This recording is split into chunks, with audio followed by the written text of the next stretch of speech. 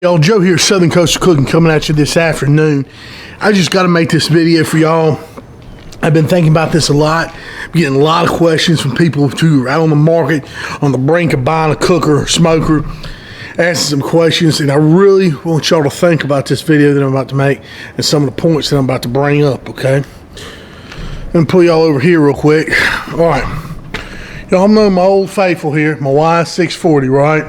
Pellet smoker from Yoder Smokers. All right, now, what I'm talking about here in this video is modularity and the longevity of your pit and the ability of your pit to evolve to new technology.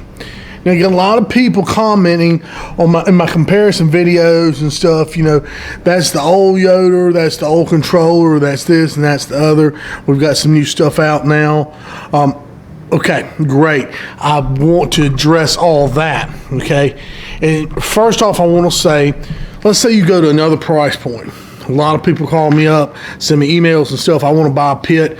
I don't want to spend $1,000. It's not another. I don't want to spend $2,500, $3,000. Here's the thing. You go out there, you get your China-made pit, something like that. You spend $800, $900. Might even spend less. Let's say you go to the big box store and you buy that. I don't even want to say the name of it, but I think just went out there for $400 or $500 now. When there's something wrong with that pit, there needs to be a part that you need to go in there and replace. A lot of that stuff is made so far from here and mass produced put together. There's really no way to just take that one part out and put this other part in and do all that sort of thing. I mean, it's cheaper just to go ahead and just chunk the unit and just get something whole new. With more custom made, and I'm saying American made pits here, and at least the ones that I've had, these pits where you can take just about any little part out of their electronic and stuff and replace it, and your big solid steel case pit keeps on rolling, and you can modify that pit, this is what I'm about to get to be up to the new technology so you're not left behind. So when you make that $2,500, that $3,500 investments, I say, not only do you get a pit that's going to cook very well and is going to last a long, long time, as the technology evolves in the industry, so can your pit be freshened up, as my folks over at Yoder like to call it. But I think the same thing would go for my newbie over here, my Lone Star, okay? But of course, it just came out. But there were still, me and the creator of the Lone Star pellet cooker had been talking about little changes and things that we could do, things we could change up without having somebody to invest in a whole new pit. Now, I'm going to bring you over here now to Y640, because this is the main example that I'm going to use today and show you guys and gals what I'm talking about. All right, when I first got this pit, this pit was born 7/7 of 2015, okay? I bought it brand new, and it had these, let me show you what it had these wire shells on it, just like this, okay? Come with these, and it had, of course, the same card it's got on here, but it had smaller wheels up front, not as the caster, and it didn't have this protector right here, okay? It didn't have this stainless steel shelf right here. It had one of the wire shells, okay? And as time went on, shortly after, the first accessory I got is I went with these really nice stainless steel shells, okay? So these stainless steel shells are super nice. You know, they make a little bit lighter weight one now, I believe. It comes with new pits, I've been told, but it's still stainless steel all over. Not quite as heavy. Well, that's a good or bad thing, maybe you. But now, as you notice, I got the oddball over here. There was a little accident in the garage. Not to say somebody backed in a little too far, a little something anyway. None of the Yoder's fault, but my stainless there got destroyed, okay? Luckily, the pit was fine. But anyway, so I had to go with my wire spare over there. That's why that's over there. But anyway, I had a full set of these nice, sturdy stainless, okay? Just don't hit them with a car. It's no story. Let's go over here bring you over here. Now this is the controller. Now this is the main thing. A lot of people say, oh man, you got the old. No, this here is just literally the box, the pellet hopper. Come over here. That came on the original pit, okay? But all the guts, the fans, the computer, everything else has been upgraded to the new like the S-Series smoker, that fireboard controller with the Wi-Fi and all that stuff. Even the fans have been replaced. So all that stuff, just like the new pits, okay? So I was able to take my investment, which it wasn't as much as they are now, they were a little bit less back then, and still keep the bulk of my money, and you could upgrade all this stuff. I believe that upgrade kit was like $300 or something, you know? But still a huge upgrade to use Wi-Fi, bigger fans, all that kind of stuff, all right?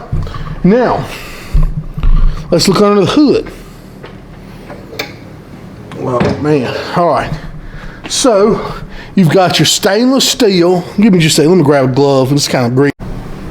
You've got your stainless steel bottom grate. So I'm going to take the top grate out so you can see it. Now, I will say about this top grate, this is an aftermarket. This is a replacement top.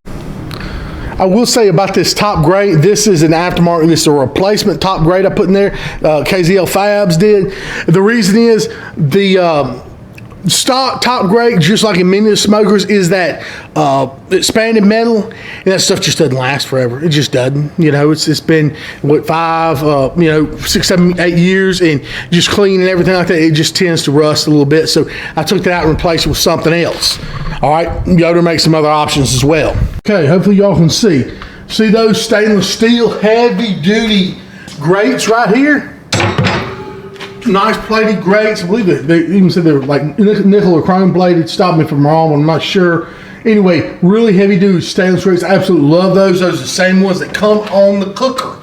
All right, let me pull those off real quick and I'm gonna get a glove on again. I'm gonna show you what's underneath. Y'all, I just got this in. This is the new heat diffuser plate. Now my old one, if y'all, I'm sure y'all noticed, was solid metal. But this is standard on the new YS640. And I thought to myself, you know, if it's standard now, and it's made, and I'll show you what it's made for, I really need to get one of my pits so mine performs just like the newest, the very best, latest, and greatest. And what it is, it's got this little trap door here, where not only, I'll show you, you can get down here to the fire pot to cook, or to clean, really simply, the fire pot down there, is you can put you some grill grates over there or whatever you want and direct sear steak. So it goes twofold there. Now they're here. Now down in there's a couple changes. I've got the new ceramic lighter down there. Lights a lot faster than the old one. In fact, it's a must if you got the new controller. They say you have to have the ceramic lighter. Now the only thing I don't have on this pit, I think, somebody correct me if I'm wrong, I think this actual basket right here, whatever you want to call it, the pellet firebox, they made a different one. It looks the same, just maybe a little different materials or something. I'm not worried about that, but just want to be forthcoming with y'all. What this video is about, like I said, I have been able to upgrade this pit to stay with the latest and the greatest, everything. And look, if you wanted to, one thing I really wish I had done in the beginning, I wish I had bit the bullet and I had bought a comp car model. Mine didn't come with a comp model, but if I ever wanted to cough up the money, I could get the comp car and I could put on here. But it just shows you how upgradable and modular this grill is when you spend the extra money by real quality, something that's made here in America by a smaller producer, because they can go in, when they make an accessory, a lot of times they're making it themselves, and they can figure out where it's going to go on to their previous model cooker. They don't want people to go out and spend $2,500 on a cooker and have to turn around in 2 years and buy a whole new one. I think that's cool, the company not to do that to you, to make it to where you can upgrade, your controllers, you can upgrade your grates, you can upgrade your shelves, all that kind of stuff. But that's something I want y'all to think about, is modularity, adaptability, your evolution of your pit when you're spending that kind of money on a high dollar cooker. It's something definitely to think about. And also, is the company going to be around? Is it one of these fly-by-night companies that gets sold to something else? You know what I'm saying? I mean, I will say this, and hey, just mention Yoder here, but I mean, it's what I got and everything. Customer support is second to none. I've had those people text me, email me back at 3 o'clock in the morning. It's crazy. So, I mean, that's something to be said for that. Same as over here. Again, I hadn't had this for long. Chris over at Lone Star has been great. All right. So, with customer service. Again, but this video is mainly about adaptability of the pit. Is it worth it? Should I make that big investment at first? So, I hope this helps. To answer some of y'all's questions that you've had, and if you're on the fence about investing in a pit, you get you go ahead and spend a little bit of that extra money, go with one of these made in the USA companies that can really adapt and keep you having a pit that's up to date, still cooking, still rocking down in the future. Thank y'all so much. Please like my videos, sub my channel. God bless, and y'all spread the word too, and y'all have a good one.